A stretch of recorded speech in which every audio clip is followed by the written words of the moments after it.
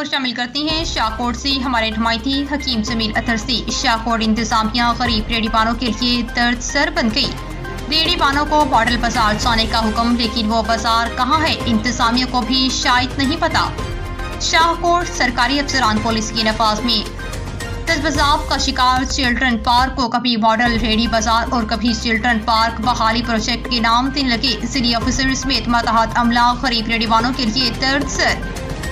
ریڑھی والوں کے احکام بالا سے داد رسی کی اپیل، تجاوزات کے خلاف آپریشن کر کے ٹریفک کی روانی کو بہتر بنانے کی غرض سے شہر کی بازاروں کو ریڑھی اور ٹھیلوں سے خالی کروا دیا گیا،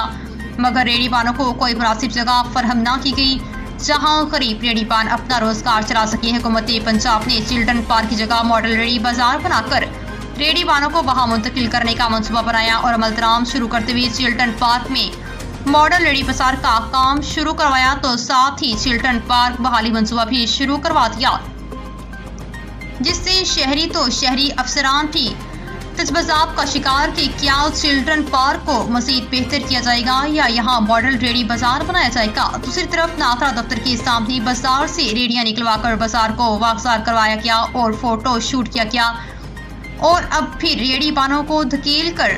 اس بازار میں لایا گیا اور ڈی سی ننکانہ کو وہیں بازار ماڈل ریڑھی بازار بنا کر دکھایا گیا۔ دونوں منصوبوں کے ایک ساتھ اعلان پر شہریوں نے رد عمل دیتے ہوئے کہا کہ افسران بالا نے غریب ریڑھی پانوں کا کاروبار کو بند کر دیا، مگر ان کو خود علم نہیں کہ ان کو کہاں کاروبار کے لیے جگہ دینی ہے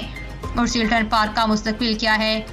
گمگواں صورتحال پر شہریوں نے احکام بالا سے اپیل کی ہے کہ چلڈرن پارک کو بحال کرتے ہوئے ریڑھی پانوں کو بھی مناسب جگہ فراہم کی جائے تاکہ وہ اپنا کاروبار بہتر طریقے سے